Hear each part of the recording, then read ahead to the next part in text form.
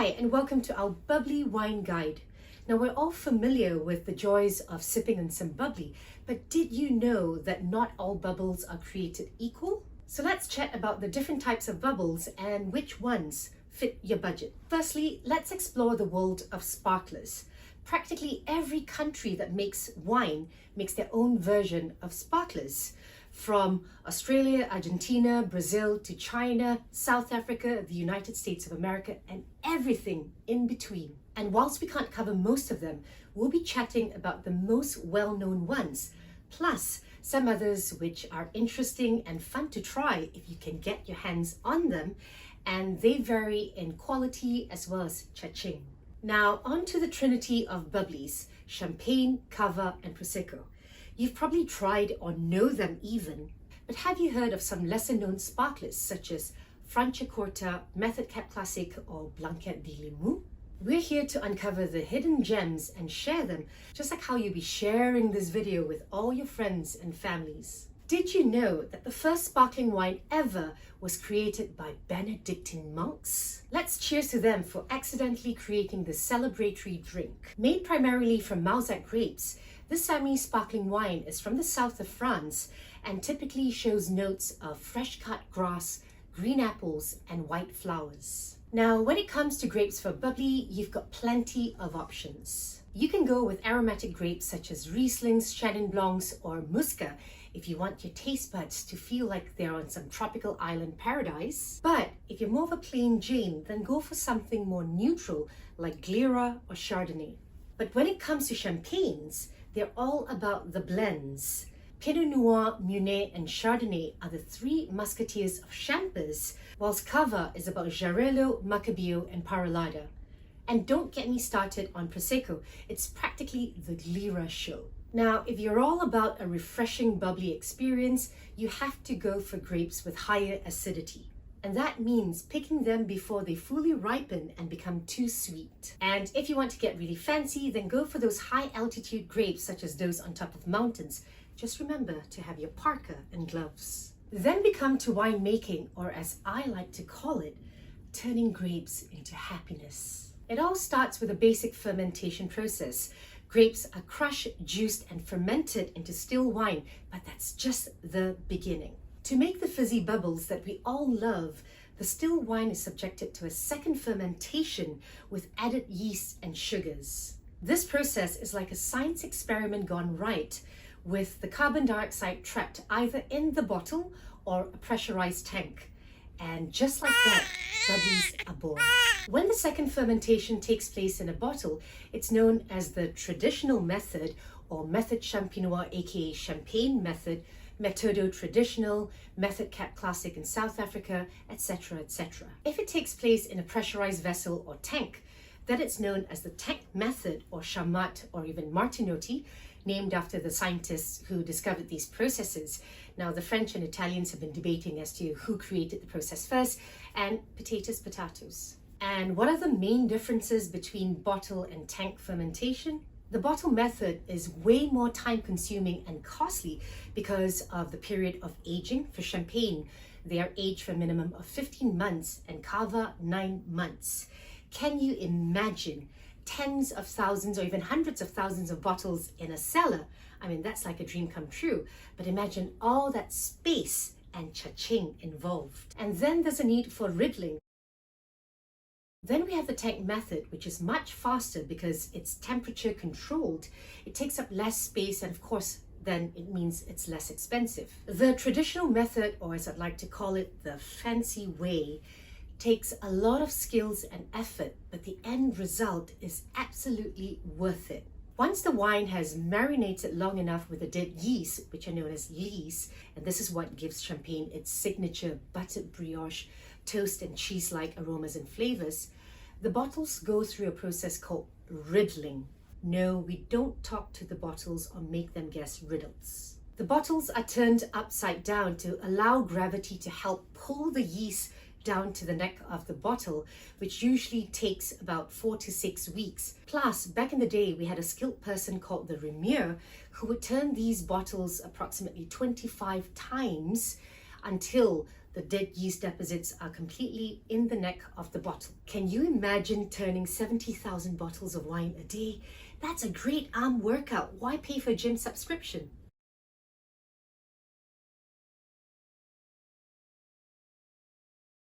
Then comes the neck freezing, which sounds like it's something out of a sci-fi film. It's just an effective way of removing the dead yeast deposits, almost like an ice cube, without losing too much of the precious bubbly. Finally, the wine is topped up with a mixture of wine and syrup before being corked, and this will determine the final sweetness level of the wine. The tech method is the easy peasy way of making bubbly. The temperature control makes the second fermentation way faster, and the yeasts are easily filtered out.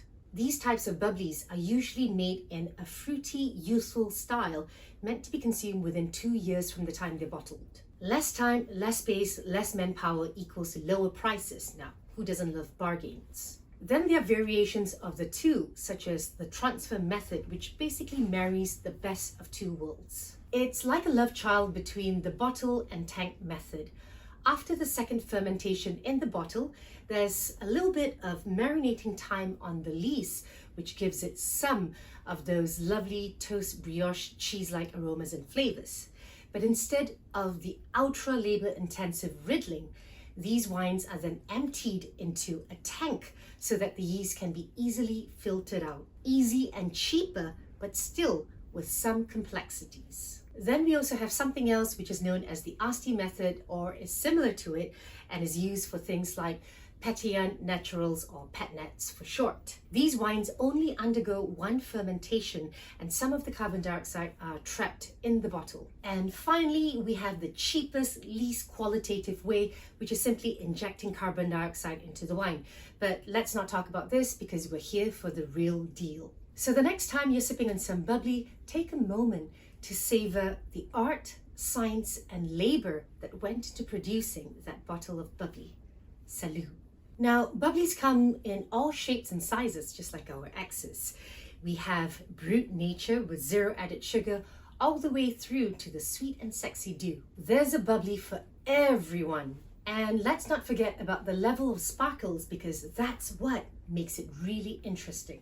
Fully sparkling wines are like the wild child of the sparkling wine family. Bottled under higher pressure than twice of that of a car tire, these bubblies are ready to pop off. So if you're planning on letting a cork fly, make sure you're not standing too close unless you want to lose an eye or a limb. Trust me, no one looks good in an eye patch. Okay, maybe just Johnny Depp.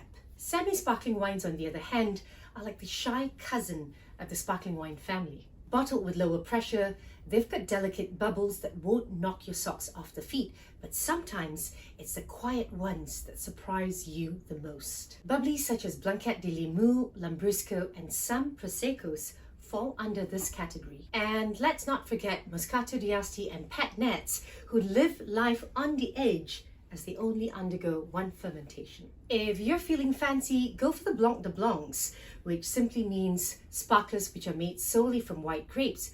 Or if you're feeling mysterious, then go for Blanc de Noir, which are white sparklers made from black or red grapes, but without their skins. And of course, there are also pink bubblies, known as rosés or rosados, depending on your preferred language. Last but not least, there's vintage sparkling wines. These are made from grapes from a single year. Think of them as fine bubblies, but with a little more bling bling. Champagne is the Rolls-Royce of all sparkling wines, except it doesn't come with leather seats or the new car smell. Of course, champagne can only be grown and produced in the region of Champagne and nowhere else. I'm sorry, Napa.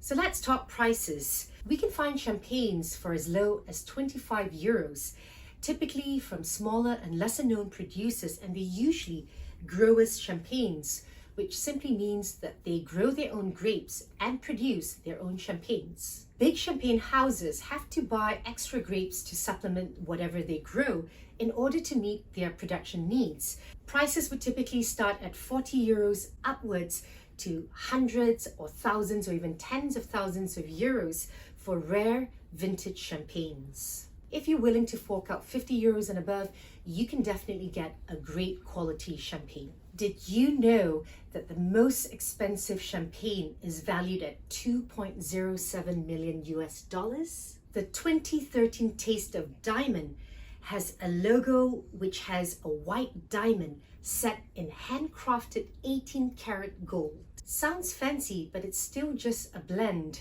of Grand Cru, Chardonnay, Pinot Noir, and Meunier. I'd still drink it if you're offering, and I'd definitely keep the bottle. You don't have to ask me. If you see terms like Grand Cru or Premier Cru on champagne bottles, they no longer carry any weight because the terms were abolished by Champagne's police, CIVC, back in 2004. But you can say them with a French accent and sound fancy. If you'd like to learn more about champagne, do check out Why We Love Champagne, which I'll leave a link to up here.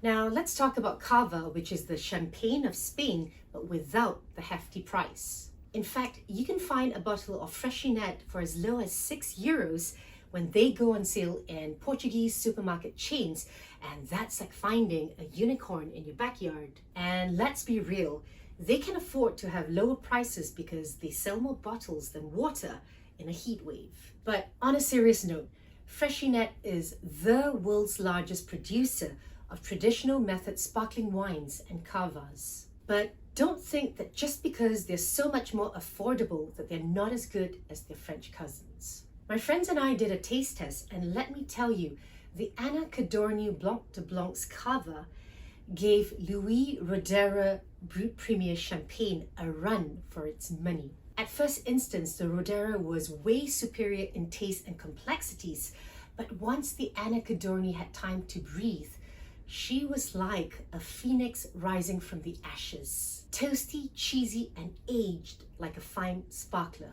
And the price difference?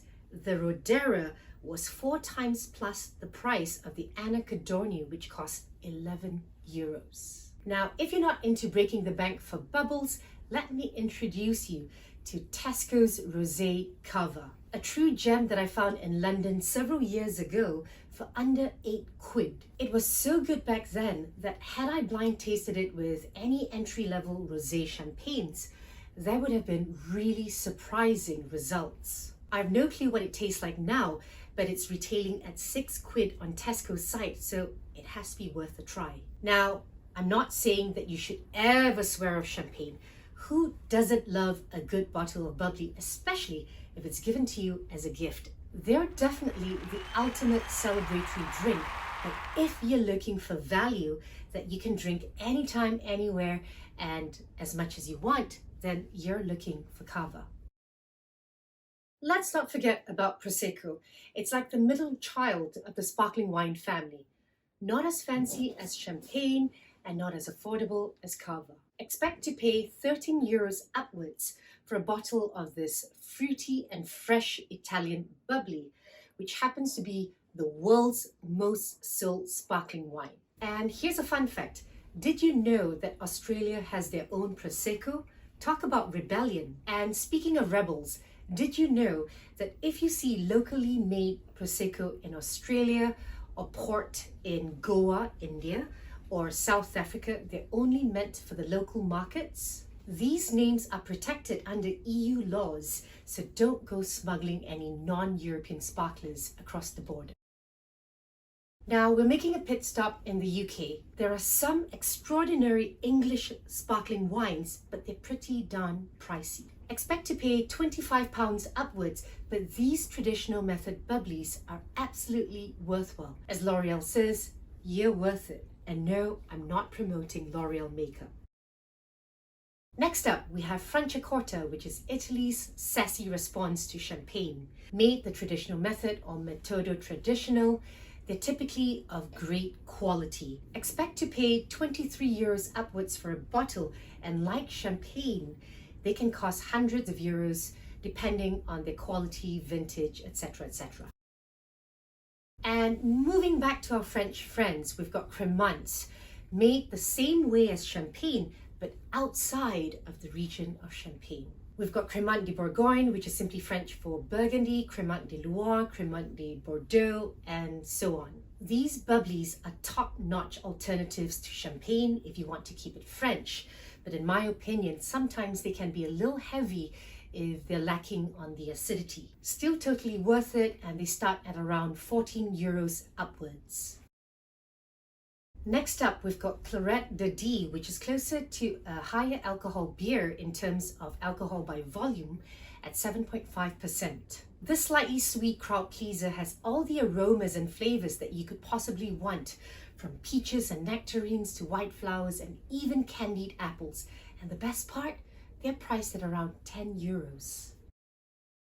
Now let's head over to the south of France, to the Languedoc region for Blanquette de Limoux, the world's first ever sparkling wine. I haven't had the pleasure of trying this yet, but it's categorized as medium sweet and priced at around 12 euros a pop. It's definitely on my to-do list.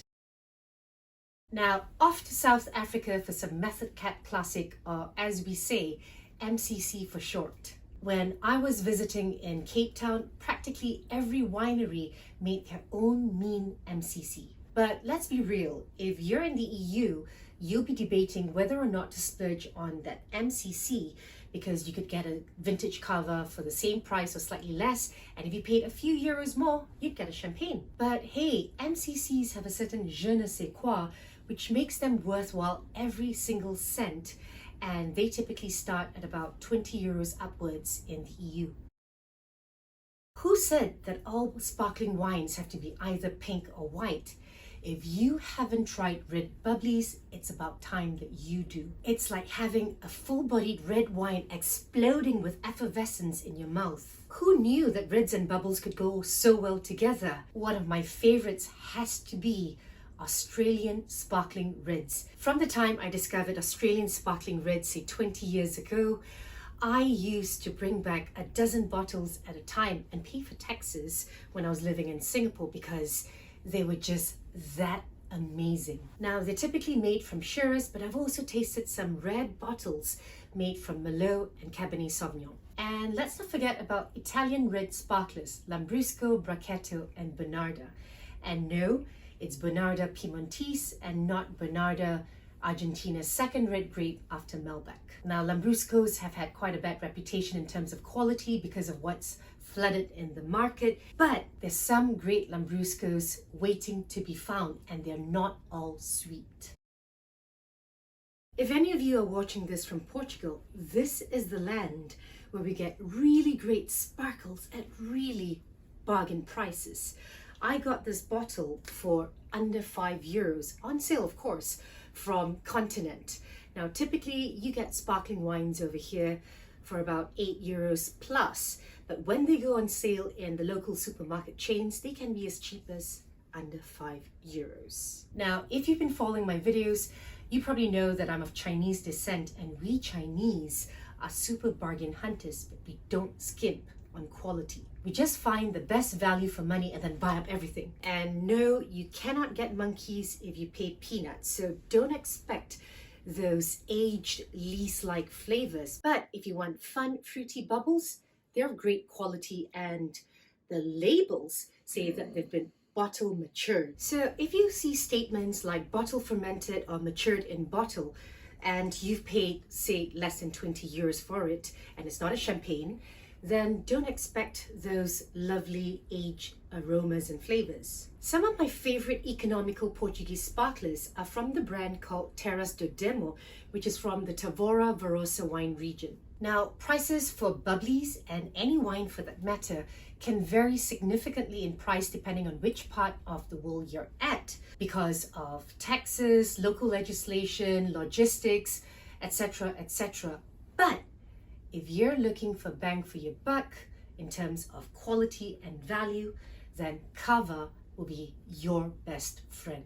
If you'd like to learn more about what goes into the price of a bottle of wine, I'll leave a link to my video up here, what impacts the price of wine. So go ahead and pop some bottles, because there's a bubbly for every occasion, taste, and budget. If you've liked this video, remember to hit the like button, subscribe if you haven't, leave me a comment, and share this video with all your friends and family. Have a sparkling weekend, and I'll see you 2 weeks from now. Cheers to great health, and may we always have bubbles.